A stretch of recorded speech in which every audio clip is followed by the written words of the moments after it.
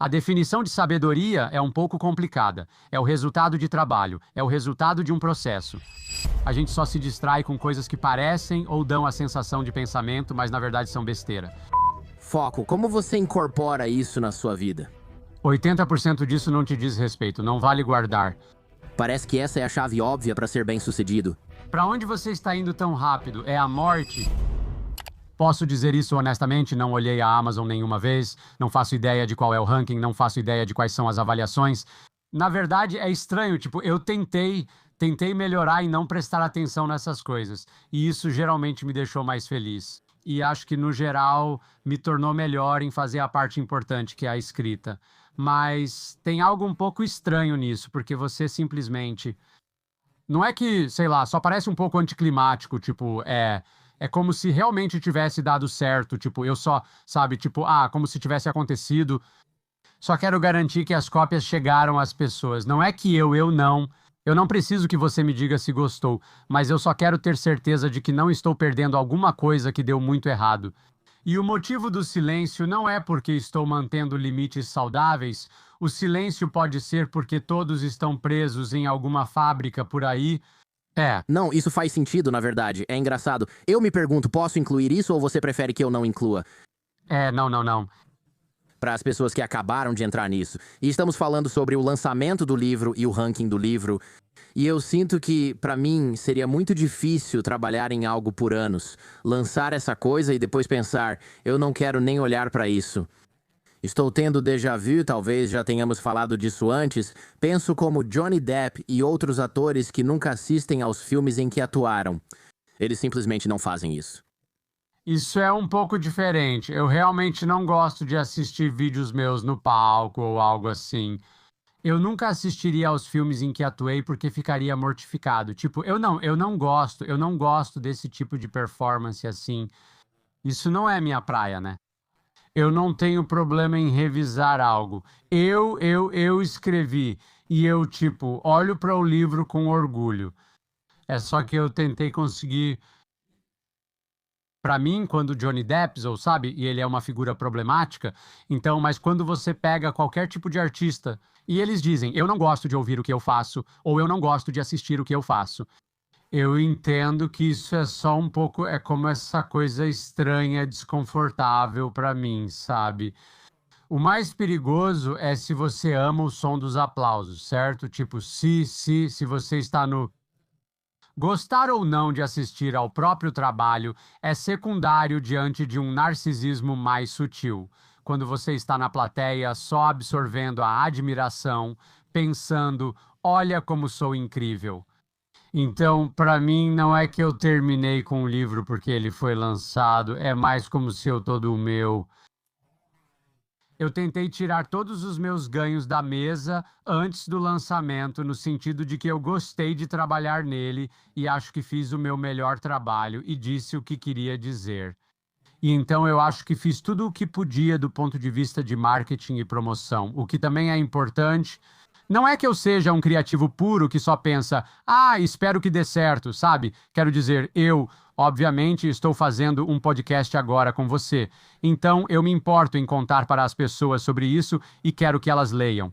Eu só acho que aprendi que não é saudável gastar tanto tempo assim. Esse é o resultado de 6 anos de trabalho para mim. Eu vou passar 6 anos trabalhando nessa série. E aí alguém que ganhou uma cópia gratuita da editora na Amazon escreve uma crítica ruim, perdendo completamente o sentido do livro. E isso é a primeira coisa que aparece, sabe, no dia em que o livro é lançado, e porque eu estou freneticamente atualizando a página, toda a experiência agora está manchada de alguma forma, e eu já passei por isso antes. Porque eu mesmo me coloquei nessa situação de ser exposto a isso. E eu simplesmente decidi, tipo, isso não é o melhor uso. E aí vem a estranha peculiaridade da publicação. Acho que isso acontece com a maioria das artes, que é assim, existe um grande intervalo entre terminar algo e isso ser lançado. Então, o que eu tento fazer é sempre estar no meio do próximo projeto, e o que isso faz é que isso, na verdade, significa que você tem Existe um custo real em ficar obcecado com o desempenho daquilo que acabou de ser lançado. Porque o que isso está tirando de mim é o que eu deveria estar fazendo agora. Nunca pensei nisso, já que nunca escrevi um livro. Podcasts são diferentes, né? Algumas pessoas gostam de um episódio, outras não. E se disserem que odiaram, não me importo. Me importo nesse sentido. Quero criar coisas boas para meu público, mas qualquer episódio que eu faça, alguém vai odiar por algum motivo. Às vezes é por um bom motivo, como Jordão estava doente e não fez seu melhor trabalho. Outras vezes é tipo, eu odiei o fato da voz desse convidado soar desse jeito, e eu fico tipo, quem liga, né? Só que se for um livro, tem muito mais trabalho envolvido. Você também tem outro vindo aí. Marcado para 2 dias depois. Certo? É como um trem, sabe? É tipo, ele chega e vai embora. É isso que ele faz. Então tem algo sobre um lançamento ou estreia que é diferente. Toda a aposta. Então, não, mas eu imagino que quando você olha os comentários do Spotify no final do episódio, raramente você recebe um feedback construtivo ou informativo dali. Tipo, feedback é essencial e crítica é importante. Mas alguém mandando um e-mail ou postando um comentário, isso não é o tipo de coisa que você deve absorver se está tentando melhorar. Isso é o que você deve filtrar. Se você quer inflar seu ego ou se sentir um lixo, Isso é interessante. Eu tenho mais perguntas sobre críticos depois, mas quero entrar no conteúdo do livro porque tem muita coisa aqui. Tenho que admitir, sempre que leio seus livros, fico tipo, ok, provavelmente vou entender uns 2/3. 1/3 vai passar batido por mim. Posso estar tão imerso em algo histórico que não consiga aplicar ou comentar muito sobre isso. Ah, esse livro. Eu realmente gostei porque pensei, sabedoria, isso parece profundo. Não sei se estou no clima para isso, mas li tudo de uma vez só, o que é um bom sinal. E obrigado. Você não inventou a sabedoria, mas escreveu um bom livro sobre isso, então te dou esse crédito. Bem, vou dizer uma coisa. Isso é um feedback, uma coisa, já que obviamente eu já participei de muitos podcasts ao longo dos anos. Você é um dos poucos programas em que se pode confiar, com certeza que realmente leu o negócio. Diferente de quando improvisam só pela contracapa e recebem informações do convidado poucos minutos antes de começar. Sim, obrigado. Acho que já te contei essa história umas 5 vezes, já que você participou do programa 7 ou 8 vezes. Foi quando eu fazia um programa com Robert Greene, que ia ao ar em algumas semanas. Pensei, quero muito arrasar nesse. Acho que talvez você até tenha me apresentado a ele. Eu não lembro. Já faz uns 15 anos desde aquele primeiro episódio. Mas eu decidi ler o livro inteiro dele, que na época acho que era ou As 48 Leis do Poder ou o que veio depois. Eu só sei que era esse. Vai ser um livro grande. De qualquer forma, Eram cerca de 600 ou 700 páginas. Li tudo no papel, fiz anotações e ele falou, isso é muito bom. Fiquei impressionado, recebi um elogio de alguém com muita experiência na mídia. Mesmo cansado, ele gostou, e ainda foi pelo Skype, entre tantas opções. Fiquei animado e contei para minha esposa. Li, fiz um bom trabalho, ele gostou e até me mandou mensagem depois. Foi muito legal. Fiquei pensando que é uma pena não poder ler o livro de cada convidado. Ela disse que um dos melhores conselhos que recebeu da esposa foi: você pode sim. Você só precisa decidir se quer dedicar o tempo e o esforço necessários em cada episódio. Pensei nisso por um tempo porque minha reação imediata foi que não podia fazer isso, pois leva dias. Ela disse que eu só precisava decidir qual era realmente o meu trabalho. Você quer fazer um programa realmente ótimo toda vez? Ou só quer ter alguns programas que são razoáveis e outros que são bons? Onde você investiu o tempo para deixá-lo ótimo? Pensei. Não tem como voltar atrás depois disso. Não dá para dizer que estou satisfeito com a mediocridade. Obrigado mesmo assim, Jen. Era basicamente isso que ela me dizia. Não, isso está totalmente certo. É aquela frase do Nick Saban. É tipo, quão bom você quer ser, sabe? Tipo, e todos nós tomamos essas decisões. Não parece, mas é uma decisão sobre, sabe? Tipo, ei, eu tenho tempo ou não, certo? Na verdade, é uma decisão sobre quais padrões estabeleço para mim mesmo. Infelizmente, às vezes as pessoas aparecem e te dão um toque, aumentando um pouco o nível ou lembrando que você já fez isso. E você fica tipo, poxa, eu não quero dizer tipo, esse livro ficou em primeiro lugar no New York Times, então agora todo livro tem que chegar lá. Não é sobre os elogios, não é sobre isso, não foi sobre o bilhete que Roberto Verde me mandou depois daquilo. É sobre o que eu faço. Eu só senti que estava tão preparado para isso porque li o livro inteiro e tinha páginas e mais páginas de anotações. Acho que não conseguiria voltar atrás agora. Não conseguiria. Improvisar sem ler um livro agora é assustador. Se você estivesse aqui e eu dissesse é sobre sabedoria, parte da série Virtudes dele, e seguimos assim. Isso, na verdade, me assusta agora, estar despreparado, enquanto esse era meu jeito há 15 anos, eu pensava, ler o livro? Ah, acho que não, cara, isso parece muito trabalho. Bem, isso meio que vai ao encontro do que a gente estava falando agora há pouco. Tipo, eu acho bom ser competitivo, só importa com o que você está se comparando. Se você pensa, quero ganhar muito como essa pessoa, quero chegar ao topo da lista de mais vendidos do New York Times, vender muitas cópias, ganhar prêmios e conquistar esse tipo de reconhecimento. Tipo, se o que você está olhando são, como os estoicos chamariam, os fatores externos, tipo os resultados. E aí você tenta igualar isso, provavelmente está pensando da forma errada. Mas se você lê algo bom ou assiste algo bom, ou você vê alguém conseguir fazer algo e pensa, como você fez isso? Tipo, como você conseguiu fazer aquilo? Não, como você recebeu os elogios, a recepção ou o reconhecimento por aquilo, mas fisicamente, como você fez aquilo? Tipo, você está ouvindo um álbum e pensa, esse timbre de guitarra é algo que me interessa. Ou esse é o som, ou sabe, você está olhando para um atleta e pensa, como é que ele acerta esse lance? Tipo, como é que ele faz isso? Como? Como é que Tom Brady solta a bola tão rápido? Essas são as coisas que você quer observar e não só ser competitivo, mas também curioso. Você pensa, como? O quê? Qual técnica você está usando? Posso aprendê-la e acrescentar ao meu jogo? É mais ou menos assim que eu penso. Tipo, eu leio o tempo todo e fico tipo, uau, ok, eu realmente gostei do que essa pessoa fez. Tipo, o quê? O livro pode ter vendido só 16 cópias. Sabe, não é disso que tenho inveja. O que me desperta inveja, ou melhor, curiosidade, é o que está na página. Ou melhor, inspirado a ver como é fazer algo assim, e é isso que eu sou. Esse é o ingrediente que estou tentando identificar. Sim, eu acho, cara, é isso. Mais uma vez, o tema que este livro aborda repetidamente é que dá muito trabalho. Quero dizer, este livro é sobre sabedoria. Faz parte da série Virtudes, como mencionei antes, e isso vai ser óbvio pra você. Acho que pra mim foi quase um despertar. Virtudes como a coragem são difíceis.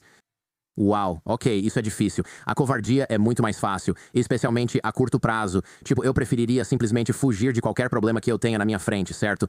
Ignorância é o caminho mais fácil, já sabedoria parece dar muito trabalho, né? Tipo, por quê? Parece que você precisa fazer isso sempre. As virtudes não são só crenças, mas ações práticas. Essa foi uma das principais lições do início do livro. Sabedoria não é só saber, é aplicar e agir mesmo quando é difícil, de forma consistente, todos os dias até o fim da vida. E eu fico tipo, cara, sem códigos de trapaça. Bem, não é algo que você é, ou algo que te dão, ou algo com que você nasce. Tipo, eu acho que a definição de sabedoria é um pouco complicada, mas acho que uma coisa em que podemos concordar é que ninguém nasce com ela, né? E não quero dizer só porque o ego é algo que você adquire quando fica mais velho, porque ninguém simplesmente faz 80 anos e magicamente passa a ter isso também. É o resultado de trabalho, é o resultado de um processo e de uma forma de viver, pensar e agir. Acredito que isso vale para todas as virtudes. E se isso faz sentido, tipo, se elas fossem fáceis, se você naturalmente as tivesse, provavelmente não as consideraríamos admiráveis, certo? Coisas pelas quais lutar, tipo, se você nasce corajoso ou covarde, se você nasce disciplinado ou não, se você simplesmente tem um bom coração ou não. E isso é tudo o que conta, quero dizer, de que adianta justiça ou disciplina ou sabedoria? Ou coragem? Tipo, o ponto principal não é só que é difícil, é que a maioria das pessoas não é. A maioria das pessoas se permite não fazer isso. E ninguém está te obrigando a fazer também. Tipo, a disciplina de estar nos fuzileiros navais como um fuzileiro alistado, onde eles te obrigam a fazer um monte de coisas quero dizer, obviamente isso é difícil, sim, e não é algo para menosprezar. Mas, tipo, o ponto principal da virtude é a autodisciplina. É que você tem a escolha e está escolhendo fazer isso, essa é a virtude, não o contrário. Se você, sabe, come isso ou não come aquilo. Você vai para o treino ou não vai para o treino, você é demitido ou, sabe, você é zoado. Ou, tipo, o ponto é que você não precisa fazer isso e você escolhe fazer. Essa é a virtude da disciplina. Sim, é isso. E é uma distinção importante. Não há atalhos. Você conta uma anedota engraçada no livro sobre um homem que possuía muitas coisas. Isso foi na Grécia Antiga, certo? Ele comprou vários escravos conhecedores dos clássicos gregos e frequentava esses jantares. Não sei. Nossos escravos, como os dele, ainda estão por aí. E eles, educados, sopravam frases para ele, que respondia com algo inteligente, o que é engraçado de imaginar. Um cara sugere, ei, tente a luta livre. Ele responde, olha pra mim, peso 45 quilos molhado, sou frágil. O outro diz, não, veja esses escravos saudáveis. Você entendeu? É como se ele tivesse sido zoado. Acho que isso era uma boa zoada na Roma ou Grécia Antiga. Porque era tipo, todo mundo vê que você não sabe nada sobre esses livros que está falando. E toda vez que o seu cara se inclina sobre o seu ombro com um prato de uvas e fala a frase, a gente consegue ouvir acontecendo. Você não está enganando ninguém. Bem, é a ideia de que ninguém pode adquirir sabedoria por você. Não existe, como você disse, nenhum código de trapaça, nenhum atalho. É algo que você tem que fazer, que você tem que possuir. E para mim, quero dizer, obviamente eles estão lá. Essa história é, anacrônica. E, sabe, ele é esse cara que possui escravos. É difícil se identificar. Aí você pensa, vou só perguntar para o chat GPT, sabe? Pode fazer isso.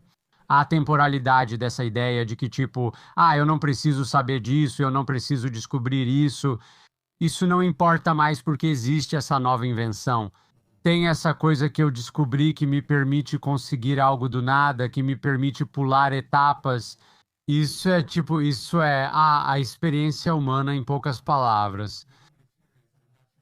Tipo, as pessoas acham que podem conseguir, que podem obter conhecimento, que você pode aprender algo sem merecer de verdade. Tipo, isso simplesmente nunca funciona, nunca se sustenta a longo prazo. Quais são alguns códigos de trapaça modernos que você vê as pessoas usando e que não funcionam para elas? ChatGPT é um exemplo muito bom. Bem, eu acho que leitura dinâmica é uma farsa. Interessante. Eu não acho que isso exista e eu não acho, vou te dizer isso. Nunca conheci alguém realmente sábio ou bem informado que tenha comentado comigo sobre técnicas de leitura dinâmica. Interessante, né? As pessoas sábias que conheço e as que leem muito têm em comum o hábito de passar muito tempo lendo. É, isso mesmo. E, aliás, elas veem isso como um tempo bem aproveitado. Sim, e não é algo que elas tentam apressar ou terminar mais rápido, né? Tipo, a única maneira de você ler mais rápido é já ter lido muito e ter uma base de conhecimento. Isso evita que você tenha que ficar parando toda hora para pesquisar várias coisas, em vez de passar os olhos rapidamente. Se você senta para ler sobre a Guerra Civil, pensa, quem são essas pessoas? Onde ficam esses lugares? E aí, quando você já está no seu 14º livro, que eu vergonhosamente já li, ou, sabe, quando você pega algo que realmente te interessa, você tem um conforto e uma vantagem que permitem ir mais rápido, então acho que leitura dinâmica é definitivamente uma dessas coisas que realmente ajudam. Essa é boa. Eu ouço audiolivros em 3x, mas começo em 1,5x para me acostumar com o narrador. Se o tema é novo para mim, mantenho essa velocidade. Mas se for meu 100º livro sobre cibersegurança, geopolítica, eventos atuais, Irã ou algo assim, quero dizer, eu passo voando em 3x, porque posso até pensar, droga, eu estava mexendo em alguma coisa no meu carro na hora que eu vi isso. Mas isso era só sobre a Revolução de 1980. Provavelmente não tem nada ali que eu já não tenha ouvido várias vezes. E se tiver, vou descobrir ao perguntar para os convidados. Então, Ouvir audiolivros em várias velocidades não é o mesmo para mim. Se você fizesse um curso de leitura dinâmica e eles dissessem isso, beleza? Você apenas baixa um livro na Amazon e aí, em vez de ouvir na velocidade normal, você só aperta um botãozinho e fica 3 vezes mais rápido, tipo, não, isso não é. Essa não é a proposta da leitura dinâmica. a promessa da leitura dinâmica é que você pode ler um livro de 1.000 páginas em 30 minutos, tipo, ou sei lá, né? Tipo, cada um lê em uma velocidade diferente. É isso. Eu diria que sou uma pessoa moderada na média, sabe? No ritmo que eu leio, eu só leio bastante. Só estou dizendo que essa ideia de que você pode passar por textos longos e difíceis, sabe, sem muito esforço, é uma enganação, né? Você tentou, eu também, mas fui péssimo. Você passa a mão pela página e pega as palavras, mas eu não absorvia nada. Não é só que não é real. Eu diria que, tipo, quando estou lendo, o que eu faço ativamente é tentar desacelerar, tipo, eu faço isso. Estou trabalhando em um projeto e me mandaram um PDF com as informações. Agora preciso imprimir esse PDF. Preciso pegar uma caneta, sentar aqui e passar por isso bem devagar para entender cada palavra, certo? Tipo, na maioria das vezes você está tentando fazer o oposto de terminar rápido, se o que você quer é aprender e extrair valor daquilo. Se você está lendo um romance e só quer se entreter ou entrar em outro mundo, tipo, aumenta a velocidade do áudio, do jeito que quiser, certo? Isso perde o sentido. É como dizer, quer ver esse filme? Quero, mas só tenho 45 minutos, vamos em 2,5x. Você fica tipo, Pula o meio, não é isso? pula o meio. Tem uma parte paralela engraçada, mas não preciso disso agora, nem tenho tempo. Parece que tira todo o propósito. Isso me lembra um filme do Adam Sandler em que ele tinha um controle remoto para pular coisas. Tenho certeza que não está na sua lista de favoritos. Ele foi numa loja de cama, mesa e banho, passou pela seção além e pulava as coisas como as dos filhos dele. As crianças brincavam, ele pulava até o sexo quando estava cansado. E depois eles descobriram, tipo, espera aí, que absurdo pular toda a minha vida, sabe? E meio que a metáfora ali é tipo, você, todas essas coisas difíceis ou que parecem difíceis no momento, na verdade, são o presente que você tem. Então você está fazendo a pior coisa que poderia fazer com isso. Bem, não é só isso. São coisas valiosas que você está ignorando. É uma ideia estoica. Para onde está correndo? Para a morte? Você sabe como o filme termina, certo? Todo filme acaba com a morte, para todos. Então, por que tanta pressa? Eu gosto de ler, então por que quero terminar isso logo? Então, esse é definitivamente um ponto. Quero dizer, olha, outro ponto, tipo, eu acho que as pessoas acham que mentoria é tipo um atalho. Não, está certo no sentido de que há várias lições que você não precisa necessariamente aprender por tentativa e erro dolorosa, e você pode ter alguém para te ensinar. A ideia de que basta pedir para alguém ser mentor, como muitos fazem, não é tão simples. Recebo menos desses pedidos do que antes. Não sei se é algo comigo ou se a fase da mentoria já passou. Mas eu realmente acho que as pessoas pensavam que era tipo um botão que você aperta. Sabe, tipo isso. Uma mentoria é algo da qual você vai tirar valor ao longo de 12 anos, ou 30 anos, ou 40 anos, certo? Tipo, é isso. É como se você estivesse lá fora fazendo coisas e tendo experiências, e aí você compartilha isso com essa pessoa e também observa ela, e ela te faz perguntas. É uma relação simbiótica que, na maioria das vezes, evolui ao longo de um longo período de tempo. Não é como se Não é como se bastasse encostar seu carro com a bateria arriada em outro e usar os cabos para fazê-lo funcionar novamente. Tipo, é algo muito mais complexo. Sim, acho que quando as pessoas fazem isso, quando escrevem, geralmente é tipo, você pode me orientar nisso? E é tipo, você pode me passar tudo o que eu preciso fazer agora para impulsionar meu negócio? Ou tipo, comecei um podcast e preciso de um mentor. E é por isso, bem, eu quero multiplicar por 10 o tamanho do meu programa, e é isso. Eu não vou conseguir fazer isso por você. Todo o conhecimento que eu tenho na minha cabeça não vai fazer isso por você. Também tem aquela questão, por que eu faria isso? Se pudesse multiplicar tudo por 10 magicamente, você só faria isso com suas próprias coisas sempre. Ou tipo, eu começaria outro programa e multiplicaria esse por 10, e aí eu teria 10 desses. Estaríamos conversando no meu iate sobre por que não tenho tempo para fazer isso por você, pessoa desconhecida do meu e-mail. Sobre sabedoria, você escreveu, parafraseando, que ela é resultado de agir certo, da forma certa, no momento certo. Não apenas uma vez, mas de forma consistente ao longo da vida. E sabe, esse tipo de consistência, eu acho, é o que Não sei se sempre foi difícil para as pessoas, mas os antigos já escreviam sobre isso. Parece ser a chave para o sucesso, já que todos que conheço e são bem-sucedidos têm isso. As coisas foram incrivelmente, absurdamente consistentes ao longo de um período de tempo insano. Tipo aquele garoto que tocava guitarra e praticava desde os 7 anos até os 27, onde ele está agora. Ou o cara que escreveu um livro na 3ª série e outro na 4ª, ambos infantis. E de repente na faculdade ele realmente faz isso. É incrível ver os retornos compostos de uma gota d'água pingando numa pedra por 1000 anos, ou algo assim. Certo, o proverbial. Mas é aqui que as virtudes estão relacionadas, certo? Então, se a sabedoria é essa ideia de querer aprender o máximo possível e ser exposto ao maior número de coisas possível, adquirir o máximo de experiência, refletir e ler o máximo possível, certo? Tipo, a sabedoria precisa estar ligada à disciplina, porque não é um botão que você aperta, não existe atalho, não existe mágica. É algo que você faz e quanto mais tempo você faz, mais você obtém, ou mais profundo e holístico isso se torna. Então é tipo, sabe, não é como, eu li muito quando estava na faculdade, é que eu leio muito, certo? Ou não é como, eu tive esse mentor formador, é que eu estou sempre procurando mentores e professores. E não estou dizendo, quero dizer, geralmente uma pessoa, certo?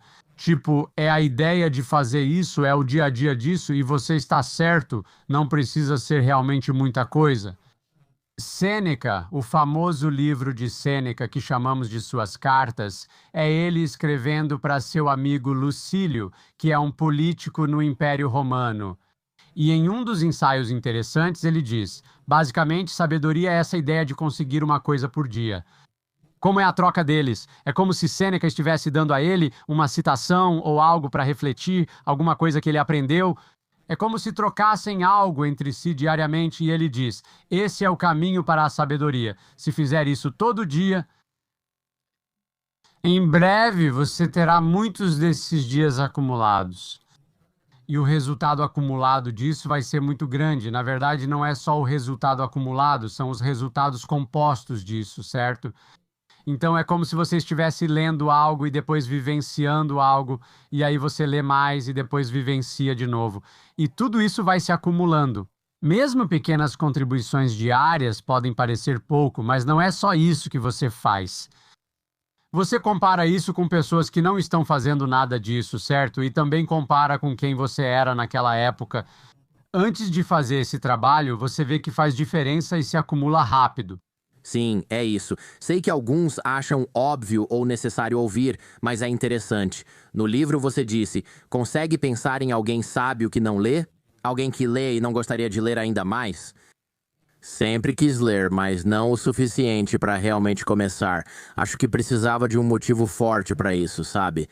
Então, basicamente, eu desenhei minha vida nesse negócio, nesse podcast, em torno da leitura, e aí eu criei o programa meio que como um truque para ter acesso aos autores. Porque eu pensava, eu quero livros, mas eu sou pobre porque estou na faculdade. E tem as bibliotecas, mas elas não têm as coisas novas, né? Elas têm livros antigos, mas eu queria obras novas ou títulos que as bibliotecas não adquirem. Por isso, queria obter livros gratuitamente e preencher lacunas conversando com os autores. A maioria dos autores não quer conversar com um leitor aleatório por 2 horas, isso não é viável. Então, basicamente, esse podcast é tipo um esquema elaborado para conseguir livros de graça e poder fazer perguntas para as pessoas que os escreveram. Então, obrigado por participar desse esquema elaborado. O que você descreveu é basicamente a pós-graduação, né? Tipo, você recebe um texto para ler, depois tem sessões de discussão e precisa escrever trabalhos, ou produzir, sabe, um resumo do que você leu, né? E você faz isso por tempo suficiente, você constrói uma base de conhecimento bem grande, bem rápido. Tipo, comigo foi a mesma coisa, quero dizer, eu larguei a faculdade no final do 2º ano, mas minha educação de verdade começou ali, quando comecei a ler, não porque era leitura obrigatória, mas porque eu estava realmente curioso sobre as coisas. E então eu estava lendo sobre coisas que tinham a ver com o que eu era pago para trabalhar. É aí que tudo começa. Quando você consegue combinar, tipo, estudo e pesquisa com a capacidade de colocar as coisas em prática, sabe? E receber um retorno do mundo real, e você pode. Isso pode ser um ciclo de reforço bem fechado, que é um processo realmente, realmente poderoso. Esse é um bom ponto, sabe? Eu acho. Pra mim, eu precisava de uma função de incentivo pra ler, da capacidade de preencher as lacunas e também de um motivo pra fazer algo com isso depois. Porque se eu leio e não preciso fazer nada com isso, é prazeroso. Mas quero dizer, eu provavelmente retenho, tipo, né? Mas se eu tenho se estou lendo seu livro e me distraio olhando pela janela, penso, não, você vai ter que conversar com essa pessoa diante de centenas de milhares de pessoas, e você vai parecer um verdadeiro idiota. Se você não lembrar da ideia principal que está deixando passar agora, ou algo assim, né? Mas também tem o fato de que você pode ter alguém que tem um ponto de vista em um dia, e aí, 3 semanas depois, ter outro especialista que pensa de forma bem diferente. Agora você coloca essas duas ideias uma contra a outra ou faz perguntas para elas. Então não é só esse processo de tipo, ei, estou aprendendo sobre as coisas. Mas o fato de ser realmente um ambiente um pouco rigoroso ou desafiador, eu acho que isso também é muito importante. Se você só lê sobre o que gosta ou se sente confortável, ou apenas assiste vídeos e ouve podcasts, isso ainda é melhor do que nada. Mas é na luta e no. É na luta. E ter que pensar, pesar e contrastar essas ideias relacionadas, mas também não relacionadas, potencialmente contraditórias, é onde eu acho que você realmente obtém alguns insights reais. Eu não. Eu não sabia que você tinha largado a faculdade, talvez eu tenha esquecido ou nunca soube. Seus pais ainda esperam que você faça algo da vida após largar a faculdade? Eles ficaram muito abalados quando isso ocorreu e nunca mais falaram sobre isso. Embora eu tenha dado uma palestra na faculdade da qual larguei no início deste ano, e eu fiquei tipo, ei, será que em algum momento, tipo, 15 livros me qualificam de alguma forma para completar essas unidades adicionais? Eles disseram, vamos analisar. De certa forma, eu só era assim. Tenho inveja de quem consegue ficar numa sala de aula o dia todo, parece engraçado. Eu estava animado e desesperado para sair. Agora penso, isso é a vida. Na faculdade de Direito, lembro de conversar com um professor e dizer, só quero um emprego, temos muita dívida. Ele respondeu, calma, você tem 3 anos. Basta conviver e conversar com pessoas inteligentes por 3 anos. Ele falou, aproveite enquanto pode, porque em Wall Street o jogo muda. E realmente muda. Você pensaria que eles te dariam um diploma honorário para mostrar aos seus pais. Afinal, você já tem uns 15 best-sellers e com esse podcast serão 16. Quero dizer, você acha que eles poderiam te dar uma dessas coisas? Aceitaria um diploma honorário, mas fico pensando, o que faria numa sala de aula? Não é o que faço aqui fora. Você só vai me testar sobre isso? Antes dava para virar advogado estudando sozinho. Se passasse na prova da ordem, acho que ainda é possível conseguir esse diploma. Califórnia, ou tem alguns estados onde eles deixam você fazer isso. Acho que eu deveria poder fazer isso para um diploma universitário. Só me dá a prova ou manda eu escrever os trabalhos para ver se consigo. Tenho quase certeza que conseguiria ou aprenderia para fazer isso porque é o que quero. Os departamentos acadêmicos sobre estoicismo veem o Ryan Holiday como alguém que populariza a área ou acham que ele está completamente errado. E eu odeio ele porque ele está ganhando dinheiro nesse campo, sendo que eu é que deveria ser o cara do estoicismo. Bem, é assim que geralmente acontece. Tipo, se eles estão sendo entrevistados para um artigo, porque, tipo, é um artigo sobre o crescimento ou o ressurgimento do estoicismo. Eles geralmente são meio sarcásticos e negativos e falam alguma coisa sobre isso. E aí, quando lançam um livro, me mandam um e-mail pedindo um comentário para a capa. Sim, sabe? Ou se eles podem participar do meu podcast. Então é isso é o que acontece. É assim que costuma funcionar, que é, no abstrato. Eles falam mal de você. E aí, quando querem alguma coisa, eles, não têm vergonha de pedir. Isso não acontece só com acadêmicos, mas em qualquer lugar, certo? É como se o estudante universitário falasse muita besteira sobre, sabe, insira aqui, sabe, a indústria. Mas aí, quando eles precisam arrumar um emprego e estão sendo entrevistados nessa empresa, eles são todos muito educados. Ah, sim, não, todos os caras, quer dizer, nem todos. Muitos dos caras com quem trabalhei em Wall Street eram aqueles da faculdade de Direito que falavam, é isso aí, dane-se o sistema, cara, não trabalhe para o sistema. Eu ficava tipo, esse é o sistema, esse é o sistema. Além disso, você acha que o governo é o sistema, Wall Street é quem puxa as cordas. E aí, como está indo essa planilha aí? André, e é tipo, sim, vou terminar isso em 6 horas. Quero dizer, a gente simplesmente se vende muito rápido quando vê que tem 300 mil em empréstimos estudantis. Não tem muita escolha. Isso foge do assunto, mas estou curioso. Você conhece Montaigne? Você escreve sobre ele? Fala disso? Ele solicitou a Roma tornar-se cidadão honorário após se aposentar e viajar. O que isso significa? Isso não é o mesmo que dizer, ei, estou viajando, posso ser canadense? Deve haver mais envolvido, como quais benefícios existem? Sim, quero dizer, obviamente no século XVI, nos séculos XV e XVI, a cidadania era um pouco diferente e as fronteiras eram um pouco diferentes. Acho que o que ele quis dizer é que, apesar de ser francês, Montaigne teve uma educação fascinantemente única.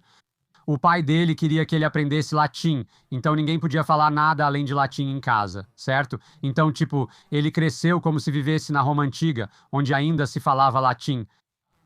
E por isso acho que ele teve essa fascinação pela vida toda com Roma, e acho que ele pediu ao Papa ou a quem quer que fosse o prefeito de Roma.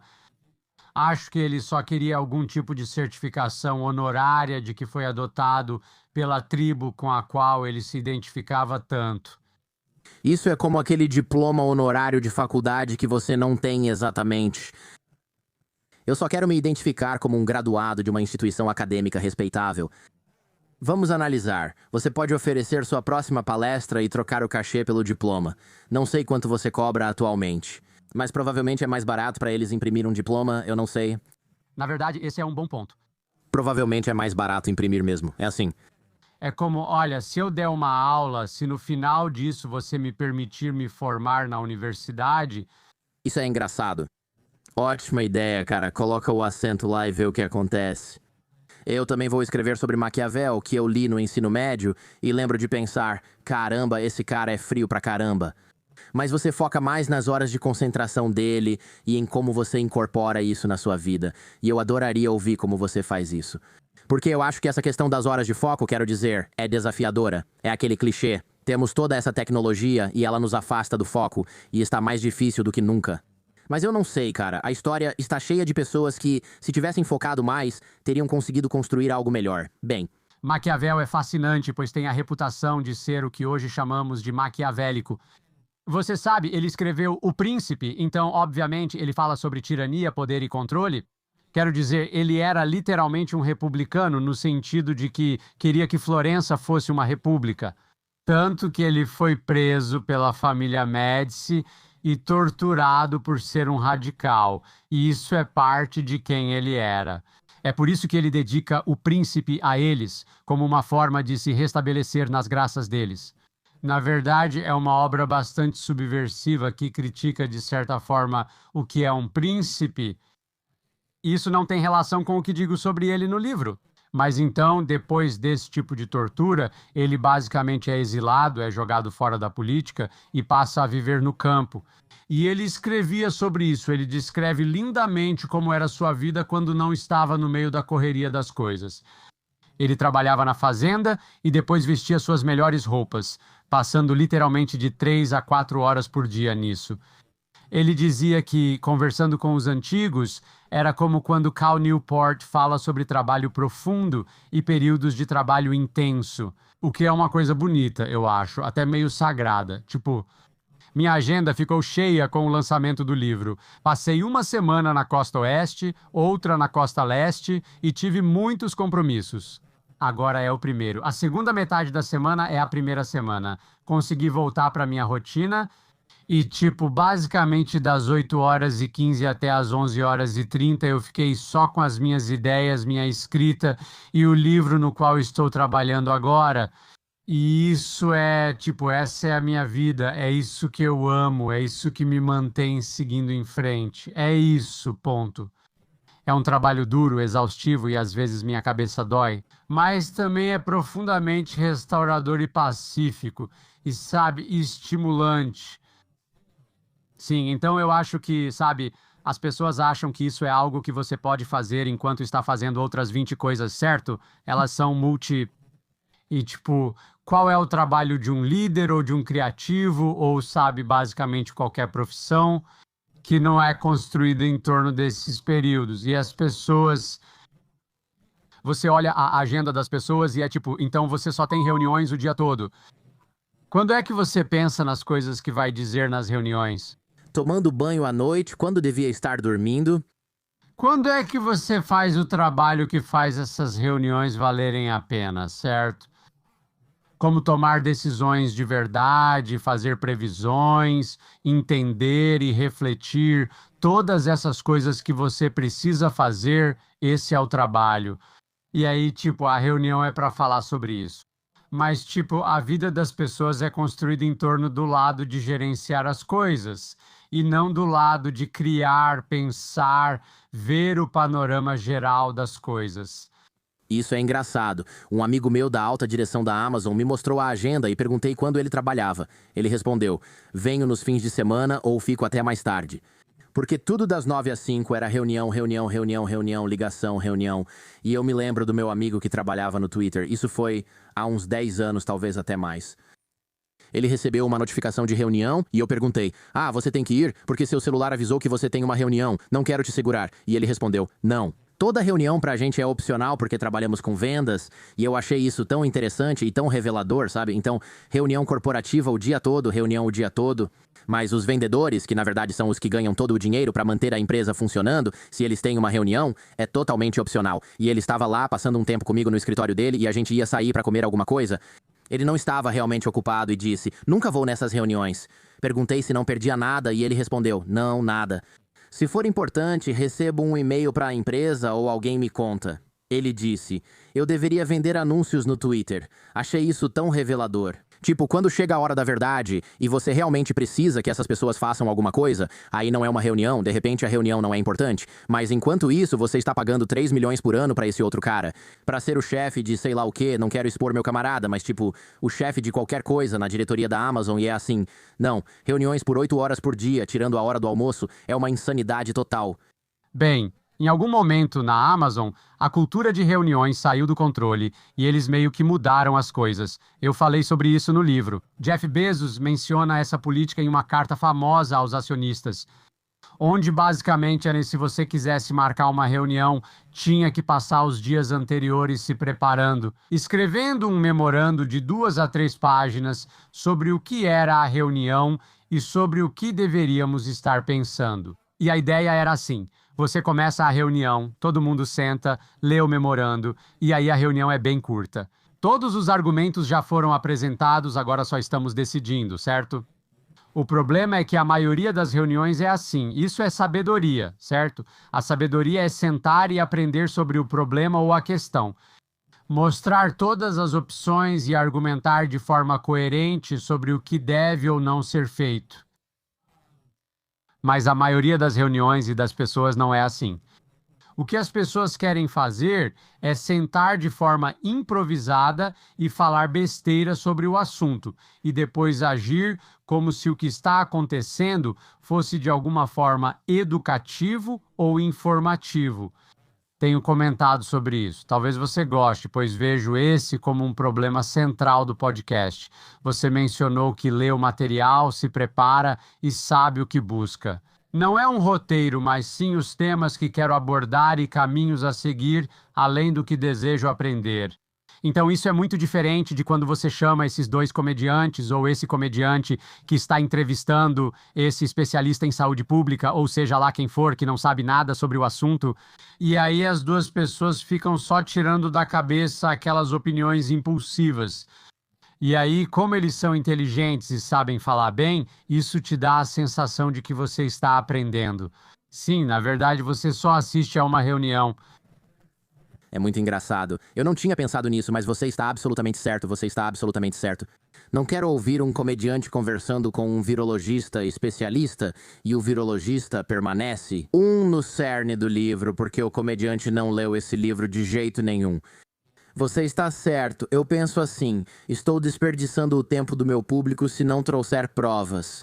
Faço 8 páginas de anotações sobre o que acho que eles querem aprender, não só o que eu quero, tem coisas aqui que até me surpreendem.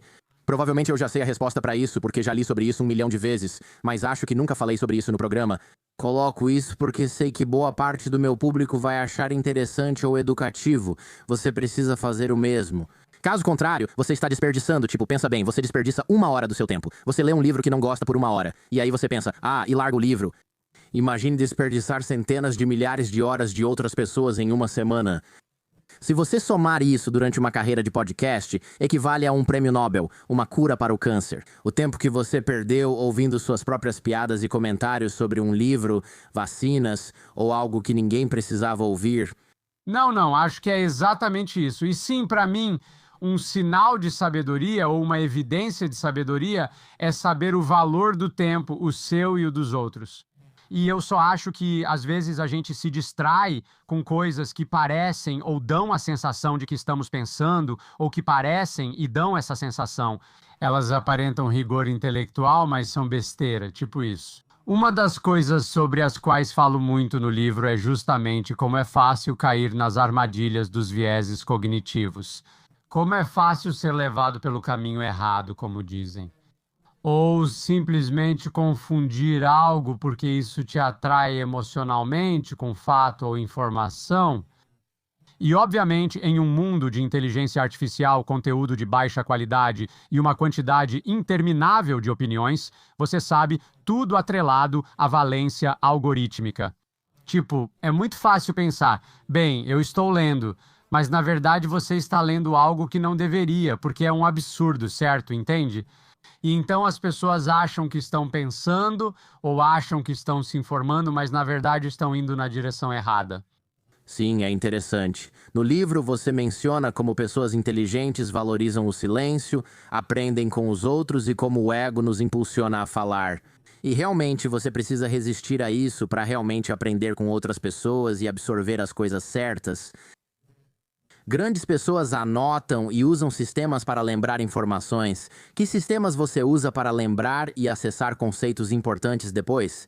Quando você escreve seus livros, você tem aqueles cartões, sabe? Você e Robert Greene usam cartões. Mas como você acessa as coisas na sua mente, você tem algum método? Ou você simplesmente relê livros que acha realmente fascinantes?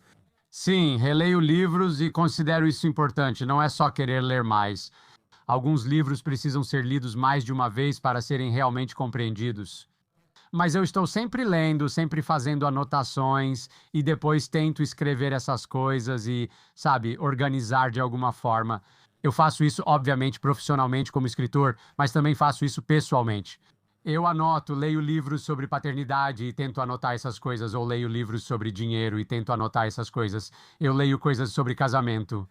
Enquanto estou lendo e aprendendo, não basta só pensar, acho que entendi. Tipo, uma das coisas, Marco Surrealista agradece ao professor de filosofia no início das meditações por tê-lo ensinado. Nunca ficar satisfeito só por entender o básico das coisas, que é onde eu acho que muita gente vive, certo? As pessoas não são ativamente ignorantes ou desinteressadas porque acham que já sabem, ficam dizendo sim, entendi. E para mim é assim, eu ouço algo interessante, ou eu aprendo algo, ou eu leio algo. Para mim, isso tem que ser o começo de um processo, não o fim de um processo. Então eu quero ler, aprender e assistir. Quero dizer, até mesmo uma das coisas que eu faço, onde eu acho que a inteligência artificial pode ser interessante, é que você pode ir. Tipo, ei, eu ouvi falar sobre isso. Tipo, me conte tudo sobre isso, né? Ou me aponte 5 artigos que eu possa ler sobre isso. Ou, sabe, existem bons documentários para assistir, tipo, ela pode te ajudar a aprofundar no assunto, o que considero importante. Mas ao fazer isso, como você captura e sintetiza essas informações, acho que para muitos, elas entram por um ouvido e saem pelo outro. Quero dizer, esse é o meu problema. Mesmo quando eu leio um livro e faço anotações e coloco no Google Docs que eu uso para o podcast. Mas, cara, mesmo assim é tipo, as pessoas escrevem e perguntam como você aplica todas as coisas que aprende no seu programa. E eu, honestamente, tenho que dizer que não aplico. Claro que não. Você está brincando comigo? Leio 2 livros por semana, mas não consigo aplicar tudo de cada um. Aplicar metade dessas coisas já seria sobre-humano, na minha opinião. Bem, tudo é uma palavra interessante. Como você aplica? Tudo o que você lê? Bem, parte da sabedoria é ler um livro. E saber que 80% disso não tem nada a ver com você, ou não vale a pena reter, certo? Então isso também não é pouca coisa, né? Tipo, quando eu leio um livro realmente incrível, eu talvez dobre 10 páginas, sabe? Tipo, eu talvez marque 10 partes, tipo, 10 já seria muito, né? Esse foi o melhor livro que li, destaquei 10 partes. Então, muito disso é meio que uma filtragem, sabe? E outra parte é separar coisas para fazer, tipo, ei, eu preciso fazer isso. Eu nunca conheci essa palavra antes, preciso procurar, nunca ouvi falar disso. Quero saber mais sobre isso. Então, eu acho que, sabe, não é como se eu tivesse lido esse livro e hoje eu fosse mudar tudo isso. A outra parte é que muito do que você está aprendendo e o motivo pelo qual você quer capturar a informação ou colocá-la em algum lugar é assim: você lê algo. E aí, 20 anos depois, você pensa, sabe, não tinha algo naquele livro sobre isso, sabe? Ou tipo, sabe, você lê livros sobre paternidade quando tem filhos pela primeira vez. E aí é tipo, ok, isso vai ser relevante quando eu tiver um filho de 16 anos, mas no momento eu tenho um bebê de 16 dias, então preciso guardar essa informação em algum lugar. Adoro outro conceito do livro. Nunca confunda reunir informações com agir sobre elas. Quando eu ensinava em outra época, orientava homens sobre como conhecer mulheres, namoro e questões sociais. É meio constrangedor falar disso, mas sejamos sinceros. Uma das coisas que um dos problemas que eu tinha, e que muitas pessoas nesse ramo tinham, era que eles passavam horas, os caras vinham para os nossos programas e diziam: eu li todos esses livros, eu li tudo. Eu estou nos fóruns e penso: esse cara deve ser muito bom nisso, porque ele passou centenas de horas aprendendo. E aí você percebe: poxa, eles se confundiram. Lendo livros sobre como ser sociável, conversando com outros caras sobre o que fazer e como fazer as coisas darem certo, e boas ideias para encontros, essas coisas. Eles confundiram isso com experiência social de verdade. E, na verdade, eles estão muito atrasados agora porque têm toda essa informação na cabeça, mas nunca aplicaram. Na verdade, é só confusão total. Às vezes, buscar informação é só procrastinação. Exatamente. Se eles tinham medo de sair e conversar com as pessoas porque eram tímidos. Então pensam: vou ficar em casa todo fim de semana durante o próximo ano e ler os posts do fórum desde 2007. Não é assim. Você precisa, sabe, você precisa dos dois, certo? Tipo, se você pensa, não, a experiência é o melhor professor, claro, mas também é um professor muito ineficaz, ou, desculpe, ineficiente. Tipo, leva centenas, milhares de horas para aprender cada lição por tentativa e erro, certo? E a ideia, então, é que você quer ler sobre as melhores práticas e os melhores insights. E as coisas que outras pessoas, não só uma pessoa, mas pessoas no plural, aprenderam em suas experiências. Você quer começar por aí e depois aplicar isso no mundo real. Ao repetir qualquer atividade, você cria camadas a partir dessas repetições. Além do conhecimento acadêmico que você já entende, você sabe o que ainda é verdade e o que não é mais. O que faz mais sentido para você, no que você é melhor, você sabe o que faz sentido no ambiente em que está. Então, de novo, é a fusão dessas duas coisas que é realmente importante. Tipo, aprender a escrever só escrevendo, quero dizer, você pode fazer isso. Você vai ter que escrever muita coisa ruim por um bom tempo. Mas, sabe, quando você lê os grandes e depois lê o que os grandes escreveram sobre escrever, você sabe, você não consegue pular tudo isso, mas consegue pular uma parte, e isso é a fusão de, sabe, estudo e aplicação. Achei interessante, você deve ter escrito sobre isso. Não tenho a citação do livro, mas achei interessante naquela época. As pessoas achavam que você era sem educação se não conhecesse os clássicos, não soubesse nadar ou estivesse fora de forma. Diziam: ele é mal educado e meio uau. A aula de educação física não era só um recreio com habilidades de softball incluídas. As pessoas talvez fossem mais completas naquela época, tipo, você tinha que, se não soubesse nadar, era tipo, cara, você sabia que aquele cara não sabe nadar? Isso é quase como não saber ler, é uma loucura. O componente físico tem um ditado em latim, mas basicamente é isso. Você precisa de uma mente forte e um corpo forte. E certamente para os gregos e os romanos, sabe, a escola incluía não só educação física, mas também luta, combate e caça. E era uma coisa ativa, não passiva. E eu realmente acho que isso é importante. E eu também acho que existem múltiplas formas de inteligência, sabe? E tipo, Saber o que o corpo pode fazer, especificamente o que o seu corpo pode fazer e do que ele é capaz, é um tipo de autopercepção e autodescoberta. Me parece estranho que você não queira explorar isso. Tolos quase nunca são humildes, enquanto sábios costumam ser. Não é que você sempre erre, mas percebe que pode errar. Eu gosto disso. Acho que são duas citações diferentes do seu livro que juntei. Acho que é isso. Engraçado, né? Sócrates é sábio porque sabe o que não sabe. Era a minha próxima anotação. Continue. Mas tudo bem. Mas também, tipo, algumas pessoas não sabem nada, simplesmente não sabem, certo? E acho que perceber que você realmente não sabe nada já é saber algo. Isso é um pouco de autopercepção. E isso é ótimo. Mas tipo, só porque você é humilde não significa que você é sábio. Mas eu certamente acho que você não é sábio se não for humilde. Sabedoria é viver disposto a mudar de ideia. Sobre o que você realmente mudou de opinião nos últimos 5 anos? Cara, eu nunca tive uma boa resposta para essa pergunta. Você tem uma boa resposta para essa pergunta? Quero dizer, eu mudo de ideia o tempo todo, mas eu não, eu não sinto que. Ei, eu tinha essa opinião e era extremamente vocal sobre ela. E agora eu admito que fui um grande idiota e estava totalmente errado sobre isso. Evoluí em alguns aspectos, então vejo isso como uma evolução.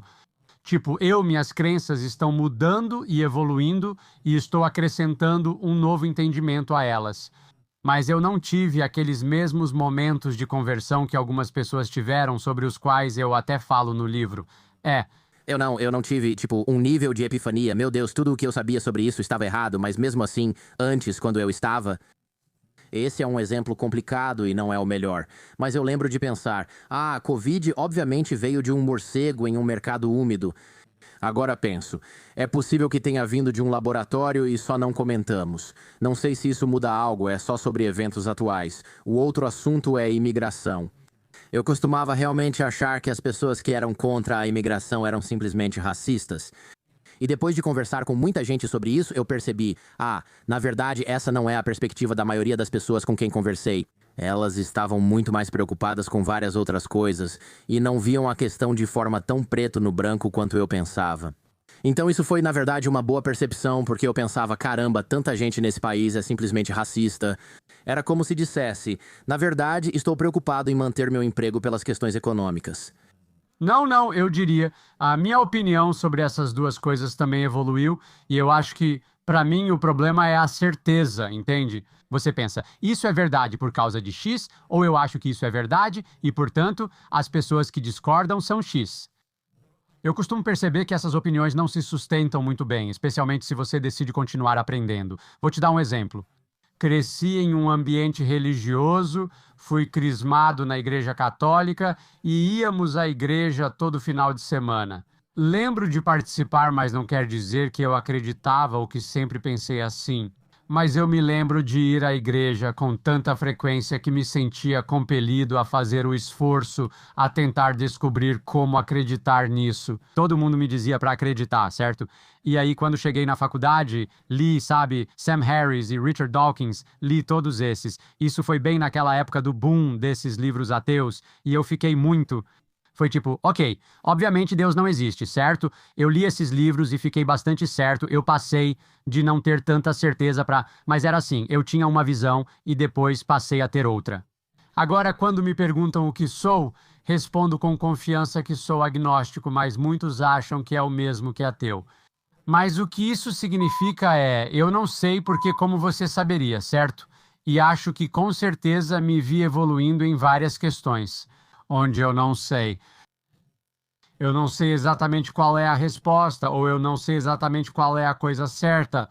Eu só sei que isso está errado e isso está errado, e provavelmente é alguma combinação complicada no meio. E, de novo, esse tipo de humildade intelectual, tipo, quando eu volto, eu tive o distinto prazer, e por prazer, quero dizer tortura. A experiência de atualizar alguns livros que escrevi há muito tempo. Como eu já fiz uma edição de 10 anos de um livro, estou prestes a fazer uma edição de 15 anos de um livro.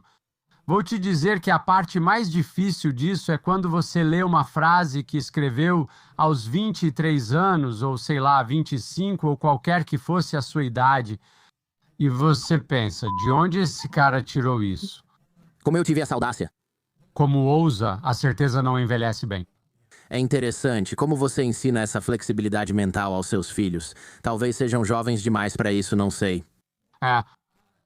E a gente costuma criticar muito quem muda de ideia, como se esse não fosse exatamente o objetivo.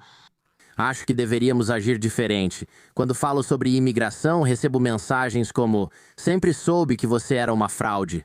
Parece que você está bravo porque concordo com você agora. Onde você estava antes, quando discordei de você? Você estava tão bravo. Fique bravo com quem tem todas as provas na frente e ainda assim não admite estar errado, dizendo que você continua errado.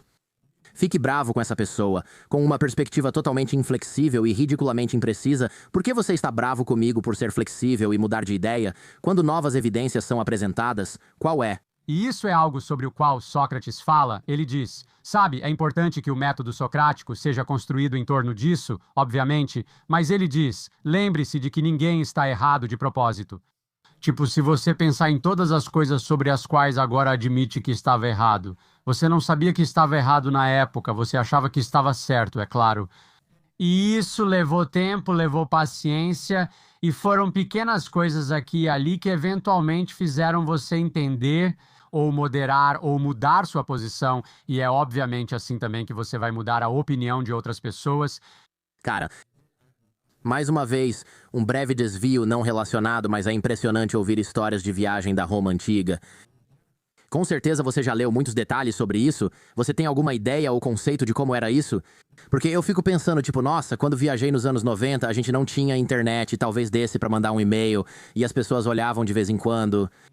E aí eu penso, tipo, viajar na Guerra Fria devia ser uma loucura. Tinha aquela cortina de ferro, você realmente não conseguia passar por ela. E talvez você fosse aventureiro. Descobria que podia ir pra Berlim Oriental com permissão temporária. E talvez tentasse dirigir até a Polônia ou tivesse família lá. Eu mal consigo imaginar viajar sem bancos ou serviço de correio. Ou tipo, sem estradas asfaltadas pra todo lugar que você quer ir. Obviamente você podia morrer de peste ou ser atacado por piratas ou bandidos.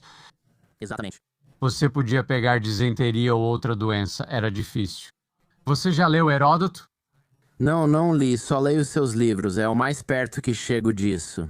Eu acho que Heródoto é tanto o primeiro historiador quanto o primeiro escritor de viagens, porque se você pensar bem, para escrever o primeiro livro de história, ele não lia outros livros de história porque não existiam. Interessante.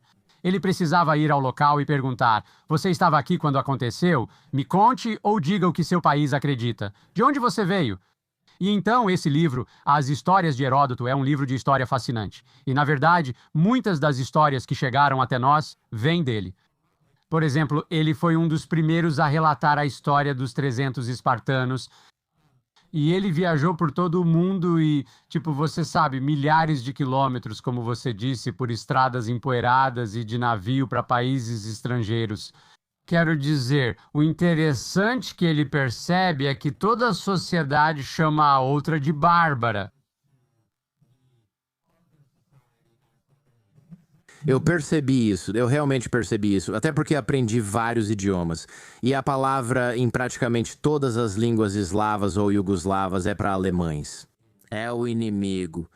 Sim. Como qualquer povo germânico, não era só a Alemanha moderna, mas qualquer germânico era visto como inimigo. Isso é curioso, pois essa é apenas a palavra usada para isso. Essa é a importância tanto de viajar quanto de estudar história. Porque, tipo, você lê muito sobre a América, você passa muito tempo na América, você fica falando, americanos fazem isso, aquilo. E aí você lê sobre Roma, Esparta e Atenas, e como você disse, Alemanha, e percebe, espera, todo país faz essas coisas, todo país tem coisas ruins, todo país tem segredos vergonhosos, todo país tem peculiaridades estranhas e engraçadas, todo país tem práticas que não fazem sentido. Uma das histórias famosas de Heródoto aborda esse assunto. Esses dois diferentes. É como o encontro dessas pessoas da Índia com essas pessoas da Grécia. Eu não lembro exatamente o que era, mas basicamente ele diz o seguinte: Um descreve como tratam seus mortos, o outro fica chocado e enojado. Eles então perguntam: e vocês, o que fazem? Eles respondem e o outro fica enojado e chocado, dizendo que um deles crema seus mortos. Se você considera o corpo sagrado, isso seria o pior a se fazer. E o outro, sabe, tipo, não sei, chegou a comer um pedaço do morto. Se você considera o corpo pútrido e nojento, isso é o pior que pode fazer. E o ponto dele é que todo mundo acha que o que as outras pessoas fazem é loucura porque pensam desde o começo que só existe uma maneira de fazer as coisas. E essa sabedoria é, de novo, parte do motivo dessa humildade que vem junto com a sabedoria, porque você aprende que existem muitas maneiras de fazer as coisas. Lá recentemente sobre algo, talvez zoroastrismo, mas não tenho certeza. Eles levam seus mortos a uma montanha, possivelmente na Índia, e os deixam lá. Há apenas um grande bando de aves que devoram os corpos dos mortos. Isso se chama sepultamento celestial e, para mim, é assustador e insano. Imagine você subir lá com seu parente falecido e haver milhares de corpos e ossos, todos sendo devorados por essas aves. Não sei porquê, mas isso me lembrou que você conta isso para qualquer um. Alguém daquela cultura perguntaria: espera, sobre o que você fala? Bem, essa é a coisa fascinante sobre Montaigne, e eu falo sobre isso no livro, tipo, enquanto Montaigne está vivendo na França da Reforma e Contra-Reforma, o novo mundo é descoberto.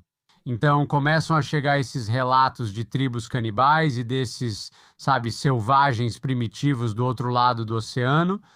E ele escreve esse ensaio famoso chamado Sobre os Canibais, que você pensaria que seria meio racista e de mente fechada. E ele diz algo como: ei, eles esquartejam os inimigos? Sabe, eles fazem isso? Eles queimam pessoas na fogueira? Ele diz: é isso que fazemos, certo? É o que estamos fazendo. Nesta questão religiosa, debatemos se Deus quer que você faça algo e, se discordar, será queimado como herege. Ou amarramos cordas nos seus braços e pernas e puxamos em direções opostas com cavalos até você se despedaçar enquanto ainda está vivo. Ele fica meio assim, tá? Não tem certeza se são os bárbaros. Então, parte do que é estudar e ter a mente aberta e, claro, viajar. O que isso faz é permitir que você veja suas próprias práticas de uma nova perspectiva ou através do reflexo das práticas de outra pessoa. E então isso deveria, idealmente, sabe, abrir sua mente e fazer você se perguntar: bem, por que estamos fazendo assim? Essa é a melhor forma de fazer as coisas? Esse é o intercâmbio de culturas? Algumas das coisas que você inclui nos seus livros. Eu sempre fico pensando, por que ele incluiu isso? Teve uma parte aqui em que você fala sobre Abraham Lincoln e sua sede de aprender e seu caráter, e você diz: Abraham Lincoln, o homem que libertou os escravos. E aí você explica que ele representou muitos de seus clientes e amigos contra acusações de bestialidade. Se as pessoas não sabem, significa ter relações sexuais com um animal. Tive que reler porque, calma, não é isso que ele diz. Ele representa vários casos de pessoas com porcos, vacas e tal, e acho que ele chega a julgar 5.000 casos como advogado. A gente tende a pensar em Abraão de novo, pensamos nessas pessoas como se já tivessem nascido prontas, ou, tipo, Abraham Lincoln leu muitos livros quando era criança e foi assim que ele ficou sábio, e não é assim. Ele passou 25 anos como advogado no circuito naquela época.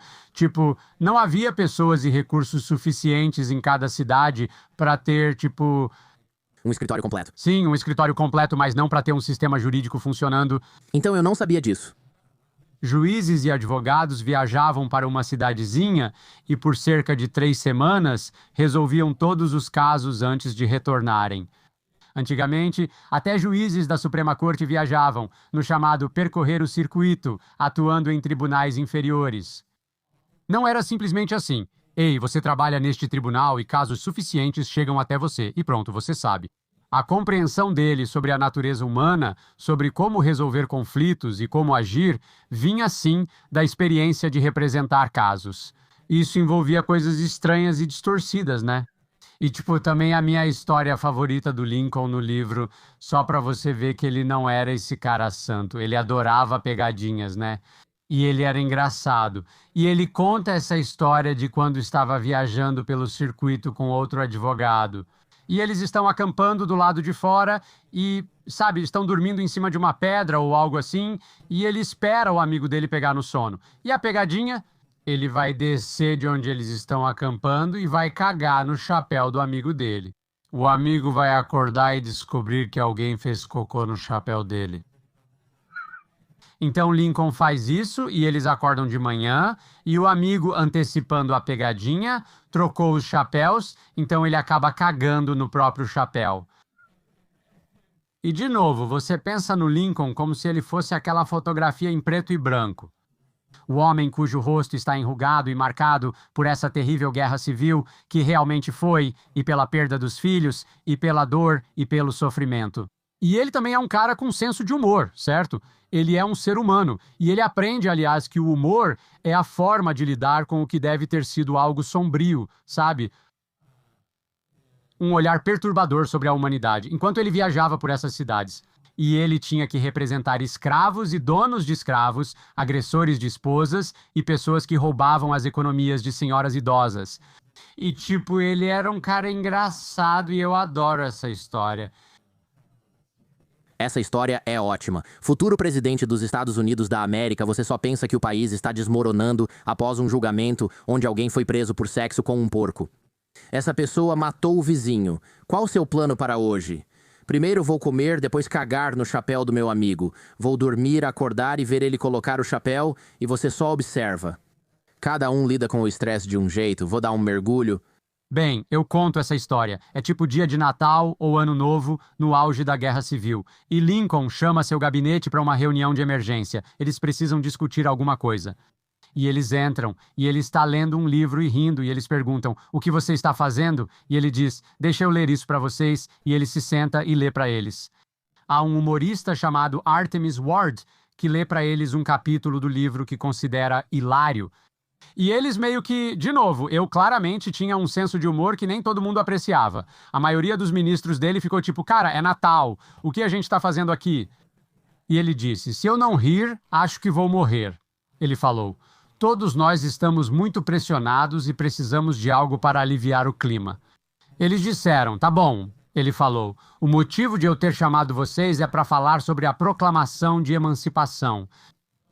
Então, um dos maiores e mais elevados momentos da história americana é precedido por esse momento engraçado, bobo e distraído da história dos Estados Unidos.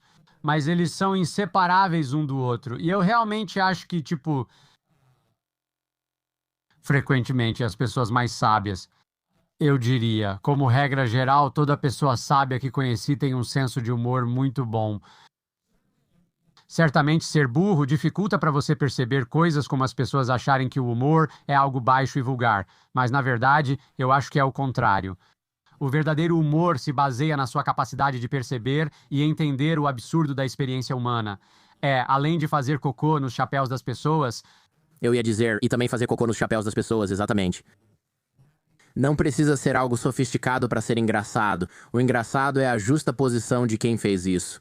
Se alguém faz cocô no próprio chapéu, você só pensa, bem feito. Mas é bem menos engraçado do que se fosse o presidente dos Estados Unidos, uma das pessoas mais importantes. O homem da nota de 5 tem uma história sobre ele. Vai ser uma palestra histórica? Não exatamente, não tão boa assim. O livro tem algumas lições sobre críticos. Falamos disso no início. Ouvir críticos é importante. É preciso ter casca grossa, mas não demais, para não perder informações e poder melhorar. Penso em como equilibrar isso. Quero dizer, você meio que falou sobre isso, você deu uma dica no começo. Quando você disse, olha, não leia a avaliação da Amazon, a primeira de um pré. Como é que chama? Prova antecipada que algum cara recebeu de graça, não queria ler, teve que fazer isso como parte do trabalho dele. Tipo, esse não é o tipo de feedback que você quer. Penso em como você equilibra isso. Se quiser compartilhar sabedoria de figuras históricas, tudo bem, mas não é obrigatório.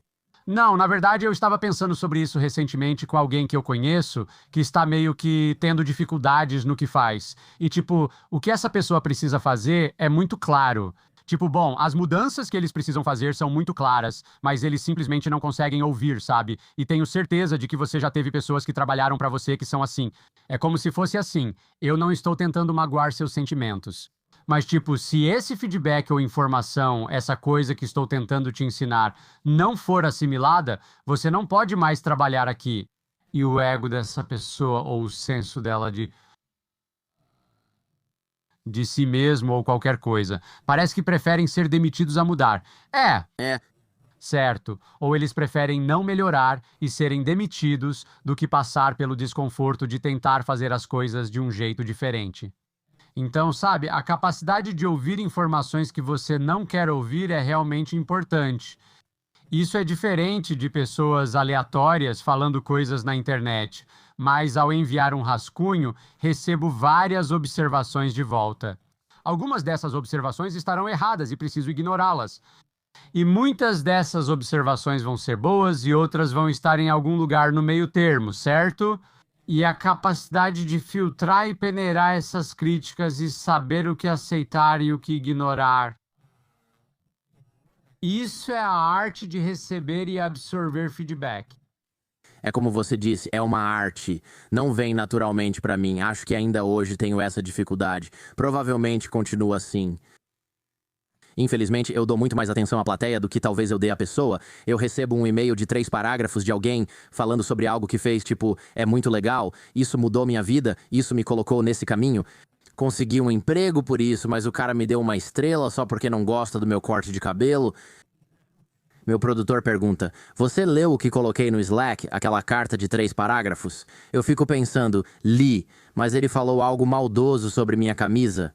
E é tipo, estou exagerando um pouco, mas infelizmente não tanto assim. Mas também o feedback não solicitado é uma coisa, mas é mais sobre qual é a equipe que você está formando ao seu redor. É como o presidente que tem o gabinete oficial e o informal, com conselheiros formais e informais. E é assim, você tem seu produtor, tem seus colegas, tem seus anunciantes, tem seus amigos.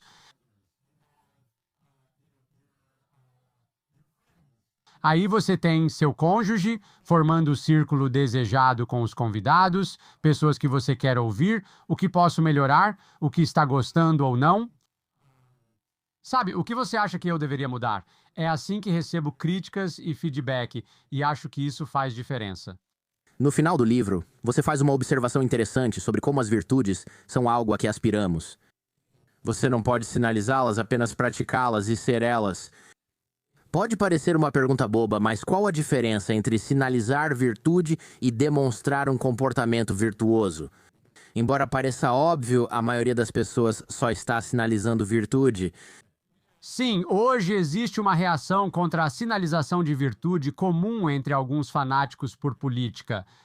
E algumas pessoas super conectadas começaram a achar que, na verdade, dizer qualquer coisa boa ou se importar com alguém é algo que deve ser ridicularizado. Como se fosse melhor ser babaca, agora fazemos esse tipo de sinalização de vício. Mas é tipo, você só está dizendo da boca para fora que sabedoria é importante? Ou você está realmente aprendendo, certo? Você só está falando por falar, tipo, ah, legal. Um bom exemplo é a virtude da justiça, que é o que muitos querem dizer ao falar de sinalização de virtude. É tipo, então alguém pode dizer, ah, sabe, eu acho o salário mínimo deveria ser X, certo? E aí? Mas quando eu tenho a oportunidade de definir o salário de alguém que trabalha para mim, eu escolho pagar o mínimo possível, certo? Tipo, o que você pensa ou como você gostaria que o mundo fosse é uma coisa e eu realmente acho que existe algo nisso, obviamente, dizer coisas legais e acreditar em coisas legais. Mas o que realmente importa é, tipo, quais são as decisões que você está tomando quando se trata das coisas que estão sob o seu controle? Outra frase que adorei. Aprenda como se fosse viver sempre. Viva como se fosse morrer amanhã. Vai ser a próxima da sua moeda? Deveria, né? Essa famosa expressão latina significa viva como se a vida fosse curta, mas aprenda como se fosse longa. Ou seja, esteja sempre aprendendo, sempre curioso, sempre fazendo perguntas, sempre tentando melhorar. E eu acho que quando você une essas duas coisas, você sabe que está preparado da melhor forma para uma boa vida. Não me arrependo do que aprendi, sabe? Não tem nada. Fico tipo, ah, estou tão eu estou. Foi tão bobo eu ter estudado aquilo, sabe o que quero dizer? Eu fico feliz mesmo que eu não use, mesmo que parte disso tenha se mostrado errado. Eu fico feliz por ter dedicado tempo para fazer isso. Ryan Holiday, obrigado por voltar ao programa. Acho que você é quem mais participou desse podcast, mas preciso confirmar. Isso é um recorde. Estou muito orgulhoso de você. Continue escrevendo que eu continuo lendo, meu amigo. Isso é incrível. Qual o próximo livro? Acabou Virtudes? Vai mudar de assunto? As Virtudes é uma série de 4 livros sobre coragem, disciplina, justiça e sabedoria. Estou trabalhando em um novo livro agora. Você pode dizer qual é, ou ainda é segredo? Ainda? Não é segredo. Estou escrevendo a biografia do almirante Stockdale e tentando criar um livro diferente dos anteriores. Isso é diferente. Não sei quem é, mas vou descobrir quando ler. Estou curioso. Um dia te conto tudo sobre isso. Ryan Holiday. Muito obrigado, cara. Eu realmente agradeço. Igualmente.